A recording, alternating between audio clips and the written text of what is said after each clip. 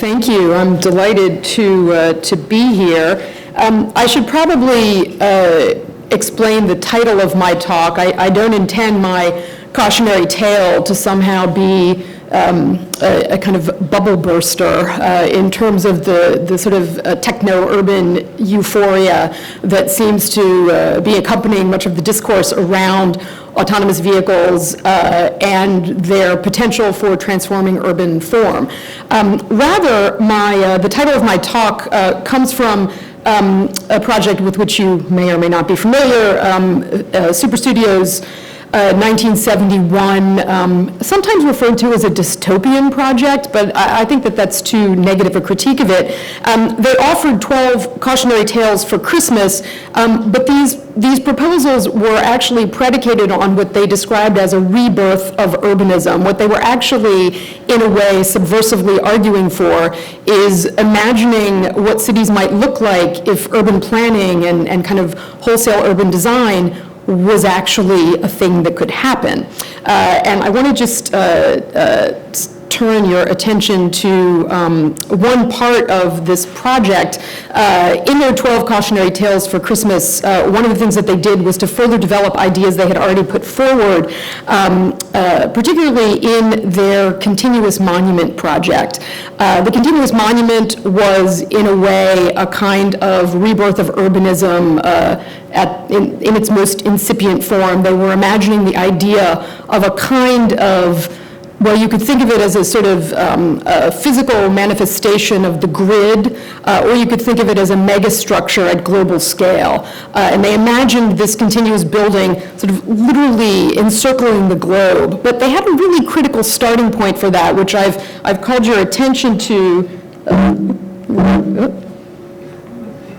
Okay, so where's the pointer? Is the pointer, oh, the pointer's there, got it, okay. I'm calling your attention to the starting point of the project there, which was the motorway or the autostrada as a yardstick of the urban dimension. And that, in a way, is really the beginning of the projects that I want to present to you today, and more importantly, the discourse that I want to introduce to you from a kind of critical moment in the middle of the 20th century when architects, urban planners, and urbanists really attempted to engage with the sort of expanding domains of the automobile. And they attempted to do that in a profoundly critical, if not always successful way.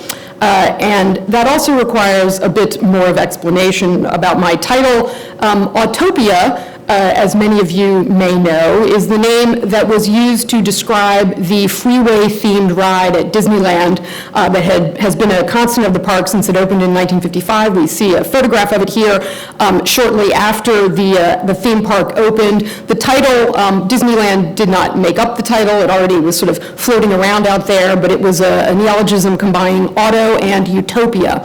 And that is an important current that runs through much of this work. In the middle of the 20th century, as the United States became increasingly reliant on the automobile, it dedicated itself to a kind of profound belief that the realm of the automobile was perfectible and that it was possible to make place in which the automobile could be accommodated in a way that was regarded as socioeconomically and every other way you can think of beneficial. And even when all evidence pointed to the contrary, my thesis is that until the oil crisis of the 1970s, there was a profound commitment to the perfectibility of the spaces and places of the automobile. Now, I had assumed that we had pretty much moved away from that utopian ideal, beginning because of the oil crisis in the 1970s and because of the much vaunted return to the city of the sort of latter part of the 20th century. But it was only in the context of our current kind of technological and information age revolution that I began to realize that much of the conversation about this emerging moment of mobility, of personal mobility and many of the other kinds of mobility that we've been introduced to today, seems to have very strong echoes of this earlier conversation in which we are once again kind of investing intellectual capital into this idea that the realm of the automobile is in fact perfectible. So I want to just take us through some of the signal moments of that, not so much to kind of critique whether these ideas were good or bad, but just to offer a way to begin to think this through, particularly on the part of architects and planners, those who have a stake in the design realm. Because I think one of the things that happened from the, let's say, the 1950s up to, say, the 1990s, is that while there were occasional blips of interest in designers attempting to transform what was regarded as the kind of chaos of the spaces of the automobile, for the most part, it literally existed on the margins and the peripheries of architectural and urban discourse. So some of the things I'm going to show you today are undoubtedly very familiar to you, but what I'd like to do is pull them into a kind of larger conversation that was happening in the 1950s, 1960s,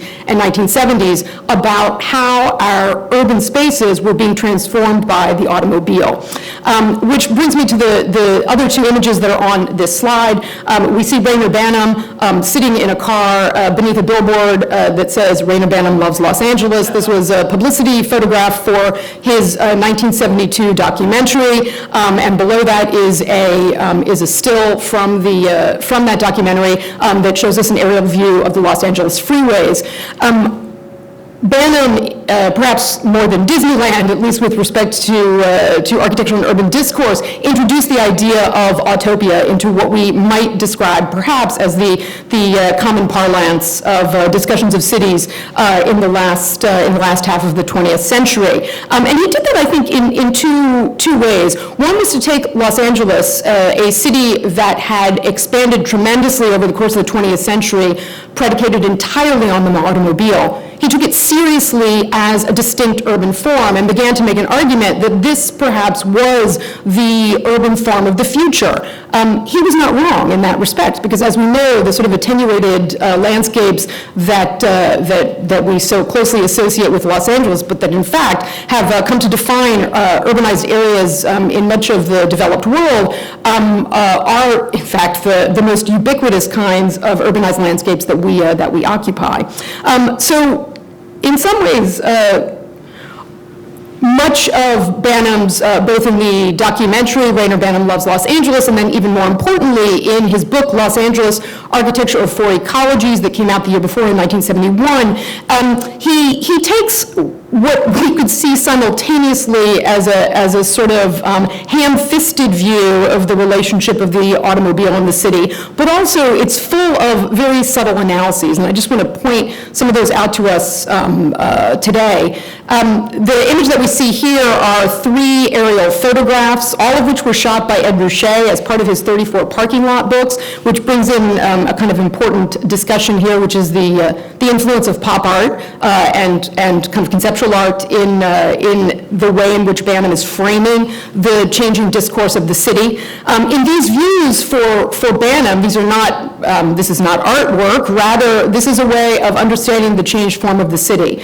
From up above, you understand the relationship of the building to the street. You understand the relationship of the building to spaces for automobiles, which become just as significant potentially as spaces for people. At the same time, however, he was keenly aware of how one occupies the space of the street. In the book, he makes an argument for taking the architecture produced by the automobile very seriously. He refers to the commercial landscape as a landscape that has produced what, by the time he's writing in 1970, could be understood as the accepted monuments of Autopia. And he means that not because he wants to necessarily create a canon of Utopian architecture, but I would argue maybe that's not such a bad thing for us to do. The reason that canons have value, even in our kind of postmodern, post-structural moment, is that they give us a starting point. They give us a starting point for critique. They give us a starting point for analysis. So perhaps what I'm going to do in the time that I have today is offer a kind of extended canon of further monuments of Autopia, particularly looking at those projects that have attempted to transform the realms of the automobile as people and vehicles intersect.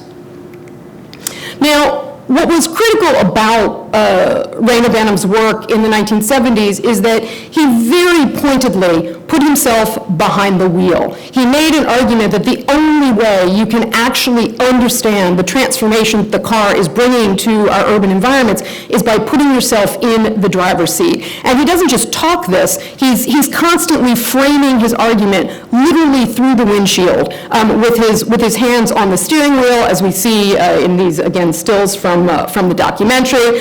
We see him getting into the car, we see him adjusting the rearview mirror, etc. He is not the only person doing this. In the 60s and 70s, of course, most famously, Robert Venturi and Denise Scott Brown put themselves in the driver's seat, most iconically in their research studio that they conduct in Las Vegas in 1968.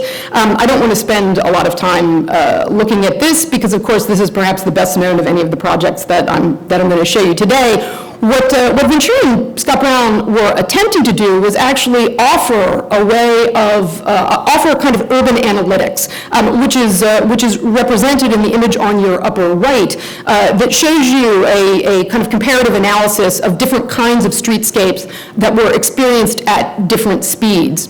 However sophisticated this analysis was, and as you'll see today, it was based actually on work that was being done at the time by geographers, by urban designers and planners. However sophisticated this was, the fact that they made Las Vegas their primary subject of investigation tended to overwhelm whatever larger points they were making. And most of the kind of fascination, indeed one might say fetishizing of this project had to do with the fact that they seemed to be valorizing Las Vegas, when in fact their point, if you read Learning from Las Vegas carefully, if you read the first article, A Significance for A&P Parking Lots, was that although they were using Las Vegas as a kind of exemplar, what they were really proposing was an analysis that could take place anywhere, because they argued that Las Vegas was simply the most extreme example of what had become a ubiquitous urban condition by the last quarter of by almost the last quarter of the 20th century, i.e., our urbanized places had utterly transformed themselves to accommodate the automobile, and that architects and urban designers had not yet fully registered that. That tended to be lost because they were taking pictures of casino signs at their most exuberant and other kinds of roadside attractions. But what I want to do now is to, in fact, go back in time, and if we can stomach, some of these kind of automotive cliches, I want to, look in the rearview mirror, however briefly, just to remind us that this kind of literally simultaneously through the windshield and in the rearview mirror approach to the relationship of the automobile and built space had been there almost from the moment that the Model T started rolling off the assembly line in Highland Park and then eventually into Rouge. Just to kind of give you an example of that, here are a handful of photographs from the 1930s in which you can see very clearly the photographer's eyes are all focused squarely on the road. Some of these, many of these, as you'll see, are from Life magazine. Some of these are ones that were part of the 1930s Farm Security Administration photographic project that was attempting to document the sort of state of the United States in the Depression decade. What's important is that already by the 1930s, the spaces of the automobile and the urban places that had been transformed by it were part of the everyday landscape. In effect, already by the 1930s, this had been naturalized as almost a kind of vernacular environment, one that therefore was absolutely necessary for documenting and for studying. Already by the 1930s, there were critics and others who were attempting to look at this environment and say, what can we learn from this? One of the earliest is an article that the critic and later editor of Architectural Record, Douglas Haskell, proposed, he published it in two places, in Architectural Review and in Architectural Forum. Oh, I misspoke. He was the editor of Architectural Forum, not of Record, in which he literally takes a road trip to begin to understand the relationship of kind of attenuated urban form and architecture, and he makes this declaration that the United States is the country of the automobile, and you can see he's looking not only at kind of sort of ancient indigenous dwellings, he's looking at industrial landscapes, and in particular in the sort of upper left three images, he's looking at those distinctive typologies that have responded to the automobile, tourist camps and the like, the vast majority of them, as he observes, without the intervention of architects, which he sees as kind of not necessarily a bad thing, because he thinks that because of that, they have a kind of what he sees as an authenticity and an efficiency. But Haskell's investigation of architecture on Route 66 and 40 reminds us, of course, that the critical part of this is the existing transportation infrastructure of the federal highway system that was regularized in 1926, and this is the first official map that's from 1 or 2 years later. Already there was an extensive highway system that was beginning to define very particular kinds of urbanized places, and I'm using that term repeatedly. It didn't kind of come into official lingo until the 1950 census, in which the Census Bureau realized that the terms urban and rural were really problematic because they did not accurately describe the middle landscape that we might kind of associate with the suburban realm, but already by the middle of the century there were great discussions about reframing the way we understood urban places, and increasingly there was going to be a call to describe not urban and suburban and rural, but rather to refer to the urbanized environment of the metropolitan landscape. So highways are critical here, and these are the federal highways, those that we recognize as, but through the shield-shaped signs that are here on Haskell's map. And it was those federal highways as well as state and county routes that had already provided by the 1930s, by the 1920s really, a kind of circulation network for these increasingly dense and congested urbanized areas, which prompted responses that were attempts to figure out how the car could shape settlement patterns. The earliest and most famous of these is Radburn, New Jersey, the so-called town for the motor age, and I've superimposed this aerial view over a map of Bergen County. I know that sometimes folks are a little hazy about things in New Jersey, so the GWB is down there for a reference point for you, so you understand. Radburn is right up there. Importantly, you can see that Radburn is in fact on a train line, but it was very much designed as a town for the motor age, sort of 12 miles from the city, accessible, and the city of course meaning New York, though I suppose you could have driven to New York as well, though the orientation was clearly towards New York City itself, even though the George Washington Bridge wasn't obviously completed when the town for the motor age was being designed in the 1920s. What was critically important about Radburn for subsequent designers, and the reason that it is as many critics wrote at the time, the yardstick by which all subsequent communities designed for the automobile will be measured, was its successful division of various kinds of movement. Vehicular traffic was separated from pedestrian traffic by the system that we see here. The motorway itself was defined by this kind of extended cul-de-sac, and it was surrounded by a kind of network of pedestrian paths. What that effectively did was to say that the house itself had two fronts. It had an automotive front and it had a pedestrian front. That was a kind of, how to describe it, that was sort of mixing up the programmatic DNA of the American house as it had already emerged by the 1920s. We tend to think of it as being a kind of a sort of post-80 phenomenon of the sort of snout garage forward design, but in point of fact, in houses that went up in the 1920s, particularly those that were targeted at the middle class and the upper middle class, the prominence of the garage as a front-facing sort of architectural element had already emerged. So what Stein and Wright with their landscape architect Kalti end up doing is extending that and saying, okay, we understand the necessity of the garage in the front, but that doesn't mean that there shouldn't be what we might think of as can I say this, a secondary primary facade, which is the one that one encounters on the pedestrian pathway. Now, as Rosalie already mentioned, this is also the same period that produces Frank Lloyd Wright's either famous or infamous Broadacre City.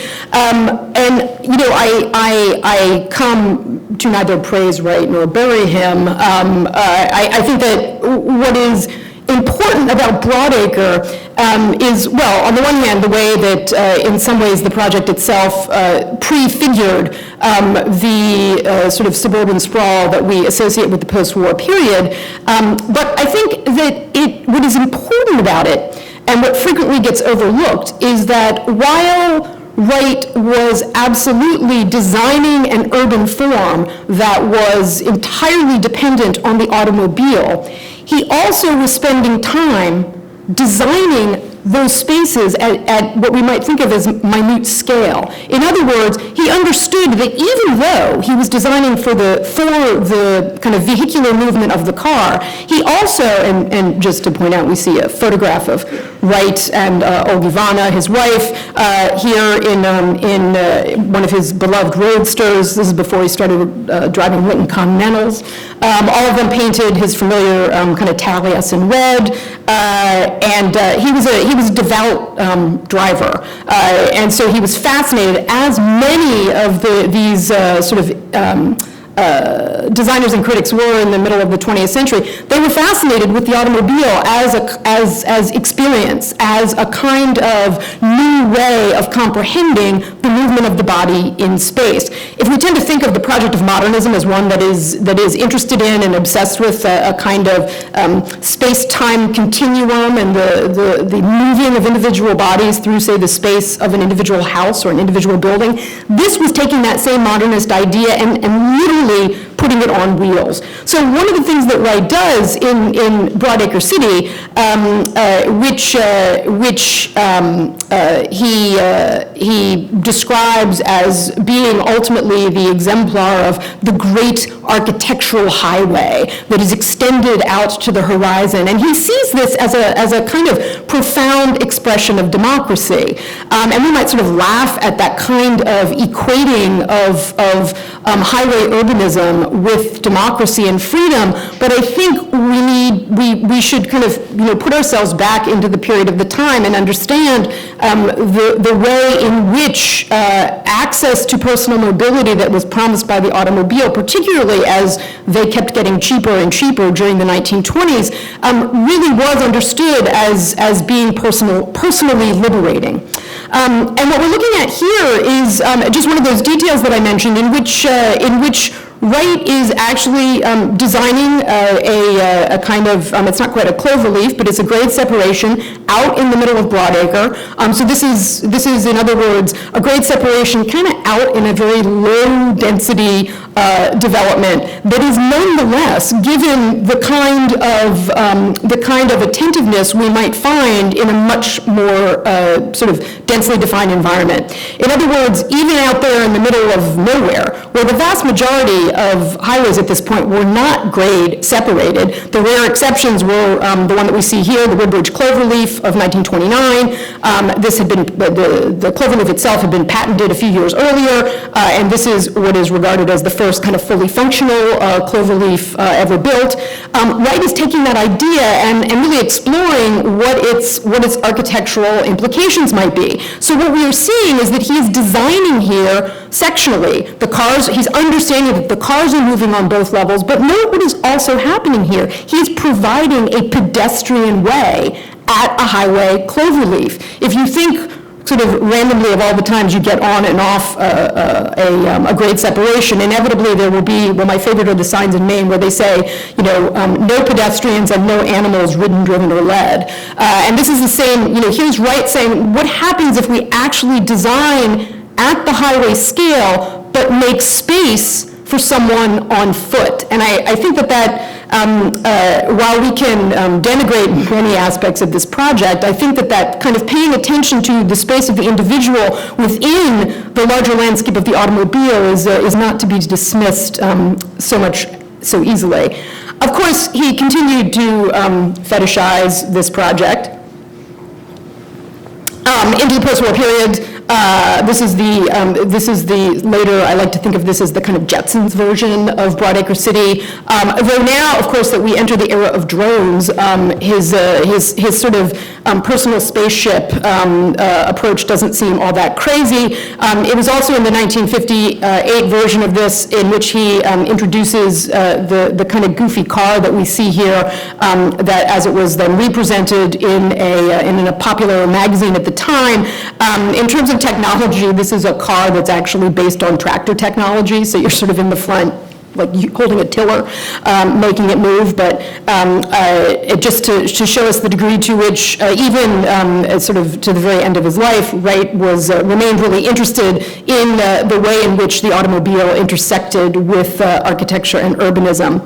Now, by the time we get to the 1950s, Wright's ideas are in a way very old-fashioned. He has not really quite understood the degree to which the kind of attenuated urban form had become a sort of everyday reality for an increasing number of people. And so if we're really going to look for the next kind of leap in terms of thinking about the relationship of designers and the spaces of the automobile, we have to turn to Victor Gruen.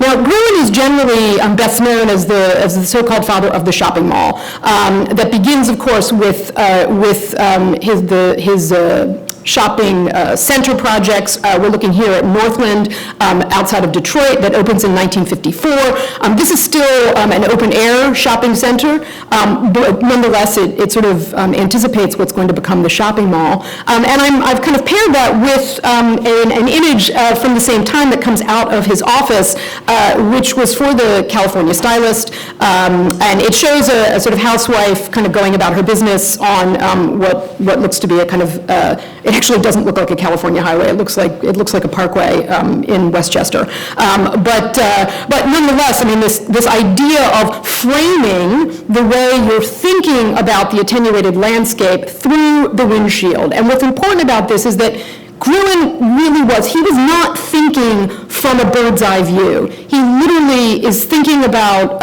how these places are experienced from behind the wheel of a car. That's certainly how he approaches the design of shopping centers and also the way that he designs, how he'll approach his design of shopping malls. But in order to understand that, we need to kind of update our frame of the lens of the highway, because at the same time that Gruen is beginning to think through the dimensions of planning and architecture that will result in the shopping mall, the national system of interstates has already been announced. Here we see one of the early maps of 1958, at which it's still called Interstate and Defense Highways, thus kind of revealing the relationship of the highway system, of the interstate system to the so-called military-industrial complex. The interstates were everything that the earlier federal system of the 20s were not. If the vast majority of 1920 federal highways, designated federal highways, were not grade separated and not limited access, these were the opposite. They were grade separated and they were absolutely limited access. And that idea of limited access was going to be critical in the post-war period, because it was understood that because there was no limitation on access, the earlier system had in fact produced what Gruen himself would come to describe as kind of a landscape defined by chaos, anarchy, and a term he preferred, scattercation. But much of his urban thinking from the 1950s forward is based on his understanding of what's going to become the importance of the interstate system. And But even before we get to the shopping mall, I think it's worth noting that he had long been interested in the kind of intersections of the experience of the automobile and kind of architectural form. This is a department store that he designed with his then partner, Elsie Krumek. It's on the far west side of Los Angeles. It was a branch of a department store that was still in downtown Los Angeles, even though it was kind of on what was then kind of lightly developed west side of town. What he's doing is thinking through, as he described it, the full activities of automobile shopping. And so the store itself, although it has a kind of conventional sort of street level sidewalk front, you'll note that its show windows, those display cases, are in fact kind of projecting out into the major boulevard, and you can see those over here. So it's kind of pulled back. This is an interesting hybrid building because it is responding both to the sort of older idea of the space of the sidewalk in a conventional city, which surely is unnecessary. Look at the scale of the boulevards surrounding this, and then of course its relationship to the parking lot that is behind it. Far more interesting, however, is not the way that he kind of looks at the sidewalk, but rather the way that he incorporates the automobile into the design of the building itself. He provides parking on the roof that is accessed through the ramp that you see here. Now, again, one thinks that this is probably not really necessary given the vastness of the parking lot in the back, and you can see that parking lot. I didn't note it here. These are actually these three photographs are all Julius Shulman photographs. He had an active photographic practice in documenting buildings that were designed of and for the car, mainly because he was based in Southern California. You see the kind of dramatic crisscrossed ramps from the parking lot itself. Rainer Banham would describe these as futuristic when he republished this image in Los Angeles Architecture for Ecologies. And what I'm not showing you, though, is in addition to this being a parking lot on the roof, there's also a secondary retail level on the roof. And it's a retail level that is not kind of just extra spaces of the department store, but in point of fact is a kind of what we would describe as a strip mall or a commercial strip. So it had a nail salon, it had a hair salon, etc. So he's really thinking through, if you will, even within the very wide open, low-rise space of Los Angeles, he is actually imagining a multi-level architectural and urban form here in this one department store. It's a kind of one-off, if you will, but it nonetheless kind of feeds directly into his continued work with shopping centers and shopping malls. When the first, what is understood as the first kind of official shopping mall, meaning that it was fully enclosed, climate controlled, and as a result, that had all kinds of an impact on the spaces within, particularly on the fact that all of the retail shops inside no longer had to use weatherproof materials because they were building on the inside. It also meant, of course, that the interior was available to shoppers 365 days out of the year. Time magazine celebrated this building as a pleasure domes with parking lots. We tend to think of the shopping malls that Broome designed as initiating a kind of his interest in pedestrianization as an approach to urban form, and I think that is not wrong-headed. But at the same time, what he also imagined for the shopping mall was not just that it was a kind of concentration of commercial activities. He actually saw the shopping mall as an opportunity for the designer to intervene in the attenuated sprawl that was surrounding major metropolitan areas. In this case, it was Minneapolis and St. Paul.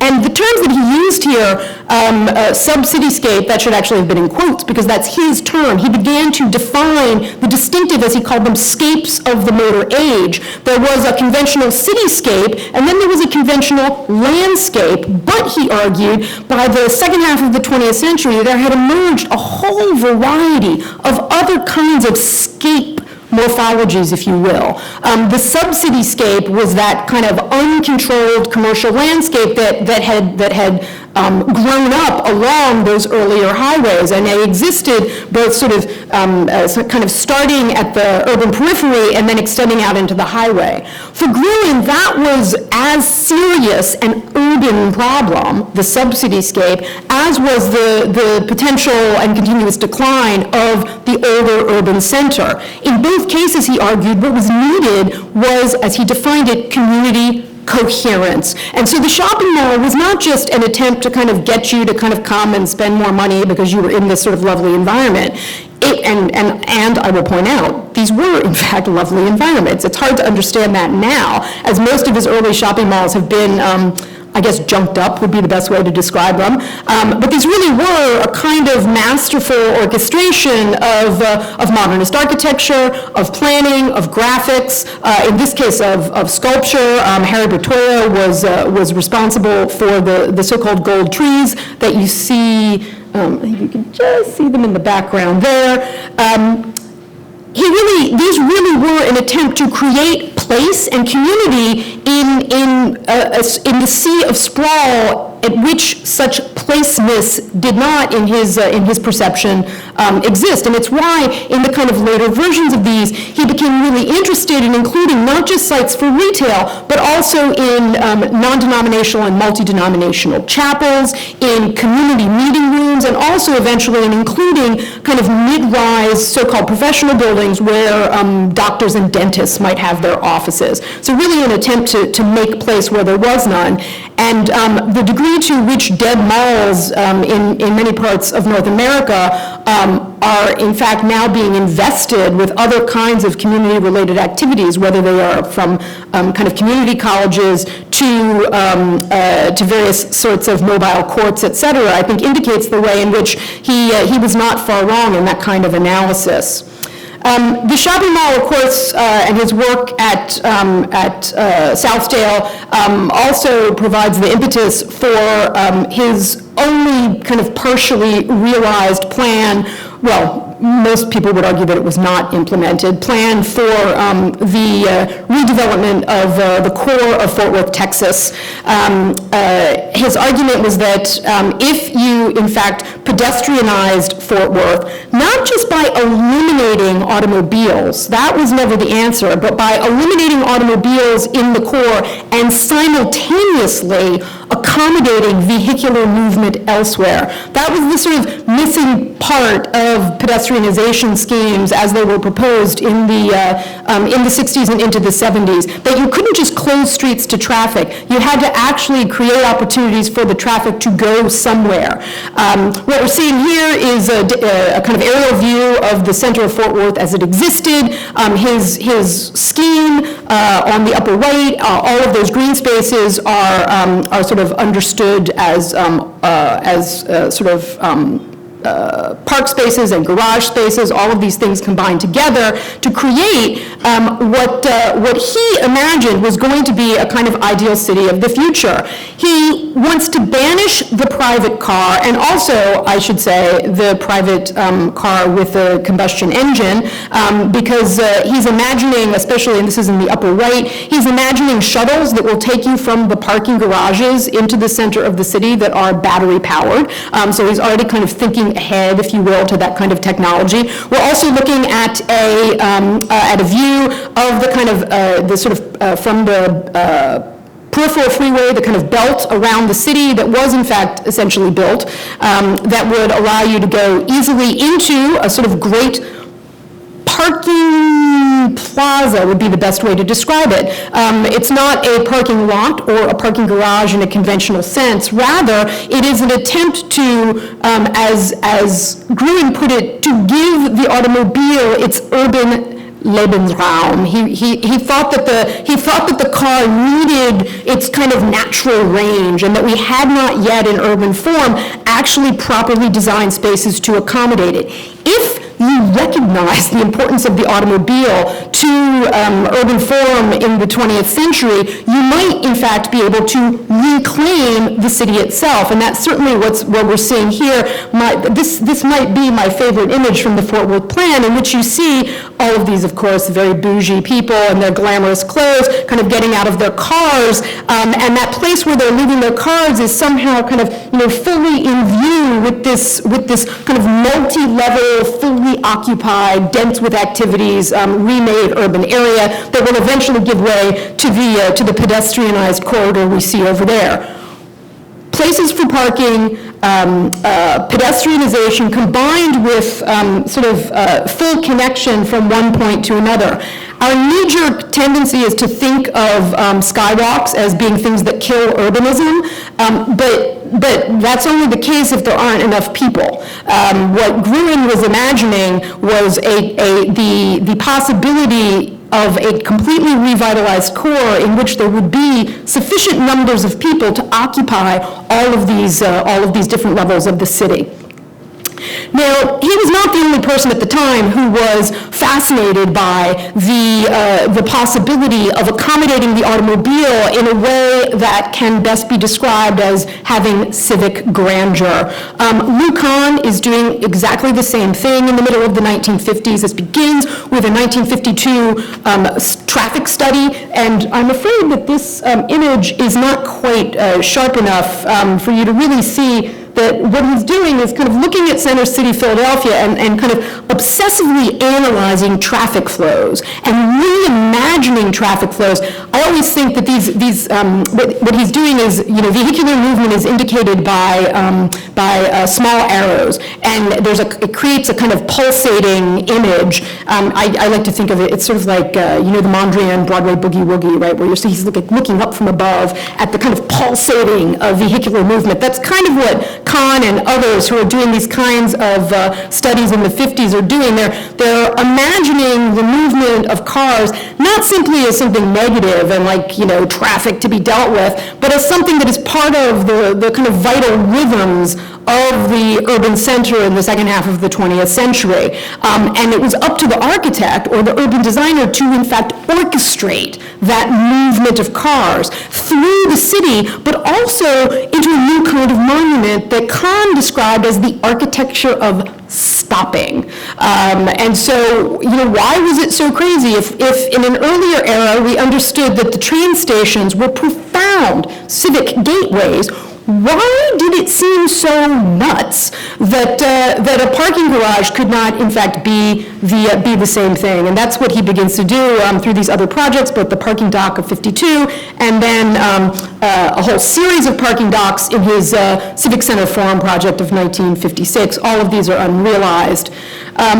But Kahn was, one could argue, sort of interested in the particular solutions for Philadelphia, whereas Gruen was fascinated by extrapolating a kind of analysis that could be applied anywhere. And these images are kind of really bad because this volume is bound so tightly it's really difficult to scan. But this is from an analysis that he did right before the Fort Worth plan was made public, in which he is proposing a way of moving from the strip city, which is the kind of uncontrolled, unregulated city, to what he calls the cluster city. And what we're seeing in these diagrams that kind of start over there with the sort of stick figure with a red heart, and then kind of move all the way around, is his way of thinking through what he describes as a new urban module that is predicated on the individual, the human. So he's making this argument, although we tend to think of him as associated with the automobile.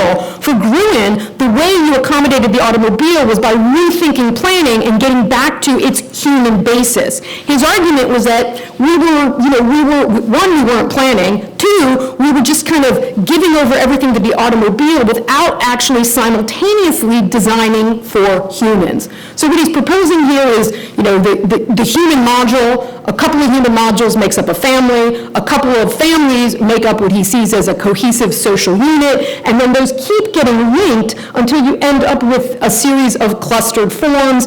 At the center of number 5 here, these sort of neighborhoods, this is a neighborhood, these neighborhoods then cluster around several kind of nuclei that are distinct in terms of their kind of functional zoning, but as you can see, they're all brought together in a center. One, clusters themselves then form a thing we would conventionally understand as a sort of town, and then a number of those towns cluster together to become a metropolitan center. So he's attempting to get away from a sort of a kind of concentric urban model, which he argues is no longer valid already in the 1950s, and because this analysis was meant to be projective, in other words, looking forward to the 1970s, when there were going to be, how many people did they proclaim, 50 million more automobiles on the streets. He certainly knows that the concentric model will be outmoded by then. Because again, it's looking at analyzing new kinds of hierarchies. He makes an argument that rethinking from strip to cluster is going to be, and this of course, at the end of the day, he really is an architect, he makes the observation, this is going to be really good for architecture, because it is going to encourage designers to think beyond the kind of individual building, to begin to see buildings at the scale of the highway as part of their sort of proper province, and it's going to necessitate that architecture respond to that new scale. And it will not surprise you to know that he particularly admired Paul Rudolph's Temple Street Garage, which, well, I admire it too. This might be my favorite building, period. It was understood to be a kind of anchor piece of not infrastructure, but of civic monumentality to the entire redevelopment of New Haven. It was meant to be an urban gateway that would allow people coming up the coast on 95, as it was already planned, eventually on 91, and on what was then being constructed, the Oak Street Connector. It was meant to be an entrance to a new and revitalized New Haven. As you can see, this is a sort of seductive rendering of it as it bridges over George Street.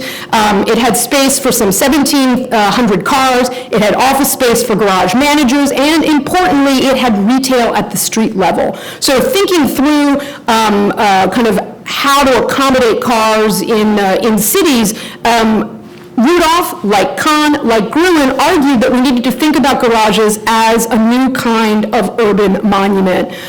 In an article that he wrote in 1956, Rudolph called 6 Determinants of Architectural Form, Rudolph said, is it not possible to make parking lots more agreeable? And his answer was, well, yeah, because you can design civic monuments. He also asked, kind of sarcastically, that we should be able to find ways of seeing our buildings above our automobiles. And he talks about, as many designers did at the time, the kind of seductive formal power of the highways that were being built in the 1960s. But he argued that, and again, there's a kind of aestheticizing of them, and I'll deal with that in a moment, but he argued that architecture had not yet responded to this new kind of urban scale, literally to the scale of the interstate, and that's what he's proposing here at the Temple Street garage. Now, this was a big question in the 50s and 60s as planners and urban thinkers kept asking this question, for whom is the city intended? And some of them were beginning to think about that on a kind of social political level, but others were simply asking that, and relative to the Architecture League's investigation, some of them were thinking about that in terms of movement. In The Face of the Metropolis, Martin Meyerson asked the question, for whom do we design the city? Is it for someone in a plane? Is it for someone in an automobile? Or is it for someone on foot? And their argument was that, in fact, we designed the city for each of those kinds of people occupying those distinct movements, and that in the 20th century, urban form required us to understand each of those movements, if you will, each of those vehicular movements as a necessary part of urban form. And they went on to ask, what can the motorist see through his windshield, and then to finish that would make the daily drive more pleasant? How could we, in fact, again, frame that view? What is it literally that we are seeing through the windshield? Was it this kind of chaotic commercial landscape? Was it the sort of the monotony of a surface parking lot? In the 1950s and 1960s, this becomes an abiding interest for designers and thinkers who ask the question, as Christopher Tournard and Boris Pescara did in Man-Made America, do we want chaos or control? They attempted to argue that there was perhaps a sort of middle path, though at the end of the day it really is about control. They begin by sort of analyzing an existing strip, and then they show a sort of limited access, and then they make this kind of proposal for a redesigned highway that has kind of services and commerce in a sort of loop condition. So they're beginning to sort of analyze the way in which urban designers might intervene in an arena that has principally been left to road engineers. Like Rudolph and Gruen, they're fascinated by the formal qualities of the highway. This is the Carquinez Straits that I should have pointed out to you. It was also the same California highway image that Superstudio used for its continuous monument. And they sort of compare the formal power of that kind of multi-level bridge in which you're seeing the new interstate, and that is Interstate 80 and old US 40 over there, so just the kind of different scales of those two roads. And they compare that with a Max Bill sculpture, and make a further argument that it's not just the formal power of the highway, but the architecture needs to respond as well. And so they do that through this exercise where they kind of put the sculpture kind of smack dab in the middle. It's there as a kind of abstract sculpture, but they're arguing, roads aim the eye, and they do these kind of speed and perception analyses, and they compare this rest stop over a highway in Oklahoma to Chartres, as we kind of see it from the wheat fields sort of surrounding it. And again, it's making this argument for accepting the building typologies of the territories of the automobile as something that have a kind of civic significance at a moment when they are being disdained, if you will. Lawrence Halprin makes comparable arguments in his 1966 book Freeways, though he becomes much more interested in what he sees as the kind of kinesthetic experience. He says that driving through the city of San Francisco in high speed in a car, the entire city is transformed into what he calls a vast lightmobile. But he recognizes that urban freeways in particular are highly problematic. He recognizes this both in terms of sort of the disenfranchised populations of the city, but also in a very simple way of the way in which they are not understood for their imposition in the traditional cityscape. And we're just seeing views of the notorious Embarcadero Freeway as it existed in San Francisco, framing monuments like City Hall, like the Ferry Building, and even the sort of older YMCA. And he asked this question, do we have to ban the freeway from the city and thus ultimately the automobile, which has meant so much to us? And his answer is no, he's not quite ready to do that yet. Rather, he wants to make an argument that, in fact, we need to be more sensitive to the way in which urban freeways are designed. And as a designer, he begins to consult with highway engineers in order to sort of affect this change. And he becomes really fascinated with these kinds of situations that are, I love this picture of this guy with his hand on his cheek, like, oh my God, here I am underneath the highway. But for Halprin, this is actually an opportunity to begin to think through new kinds of urban experiences. He does this by developing a fairly complex system of notation that he argues will allow for road planners to, in fact, kind of score, if you will, the experience of driving on a highway. And I don't have time to kind of get into that, but he's using this sort of series of vignettes, which is something that was very much in the air at the time, and was, in fact, a similar system had already been developed by Donald Appleyard, Kevin Lynch, and John Meyer, building on Kevin Lynch's idea of urban legibility. What they attempt to do now is to take legibility and that Lynch had begun to investigate an image of the city and literally put it on four wheels.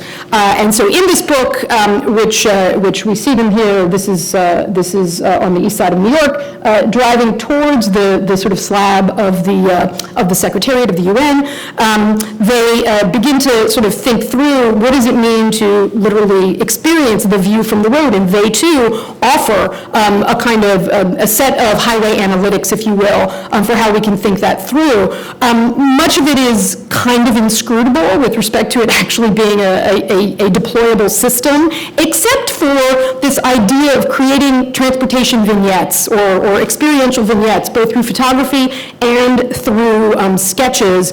And this being a kind of Kevin Lynch influenced project, they ask kind of everyday people as well as experts to sort of participate in this. And so you see on the strip on the left, we read up this way, what they describe as a kind of recognition of the significance of approach and attainment. That's perceptual approach and attainment, not whether you're actually getting to your destination, and how much the monuments of the city should aid in that as a kind of satisfying experience. So here we're just seeing it's just sort of on a highway, and you can see the hood of the car. Here they're actually making their way up the east side, and so there's that's, I believe we would call that the money shot in contemporary parlance, the sort of really seeing the slab of the Secretariat. And here, the same thing happening when you are on Route 1 and 9, passing underneath the Pulaski Skyway. So ultimately for them, and these are all kind of paraphrases from their book, road watching was a delight. In other words, you're in the car, that view through the windshield is meant to be a delightful experience, the way you understand the city.